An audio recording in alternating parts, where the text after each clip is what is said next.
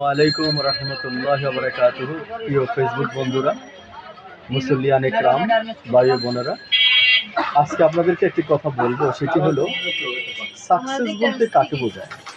Success শব্দের অর্থ আপনি সর্বোচ্চ শিখরে গিয়ে আপনি সুখে এবং স্বাচ্ছন্দ্যে দিন যাপন করতেছেন, এটাকে বোঝায়। তো সাকসেস মানে কি অর্থনৈতিক পরিবর্তন, শারীরিকভাবে পরিবর্তন, আপনার জীবনের যা কিছু চাওয়া পাওয়া ছিল সবই পেয়েছেন, এটাকে সাকসেস বলা হয়।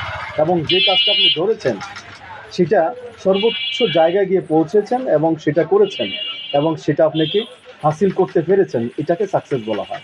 কিন্তু আমি এটাকে সাকসেস বলি না।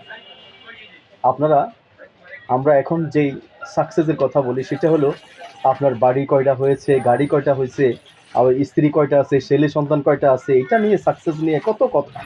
কিন্তু আমার কাছে এটা আসলে এই দুনিয়া নিয়ে আমার কোনো সাকসেসের কোনো চিন্তা নেই, কোনো স্বপ্ন নেই, কোনো কিছুই নেই। একমাত্র স্বপ্ন হলো আমি আমার ঈমান নিয়ে আমি এই দুনিয়া থেকে বিদায় নিতে পারবো কিনা, এবং 5 ওয়াক্ত নামাজ জামাতের সহিত আদায় করে আল্লাহ এবং রাসূলের বিধান মেনে রাসূলের দেখানো রাস্তায় চলতে পেরে এই দুনিয়া থেকে বিদায় নিতে পারবো কিনা, এটাকে সাকসেস বলা হয়। আমি জানি না এরপরে আর কোনো সাকসেস আছে কি না, তবে আমরা সঠিক রাস্তায় আসি, রাসূলের দেখানো রাস্তায় চলি, আল্লাহ পাকের বিধান মেনে চলি, ইনশাআল্লাহ দুনিয়াও কল্যাণ হবে, আখিরাতেও কল্যাণ হবে। বিনিময়ে রব্বুল আলামিন আমাদেরকে জান্নাত দান করবেন। সবাই ভালো থাকবেন। আল্লাহ হাফেজ।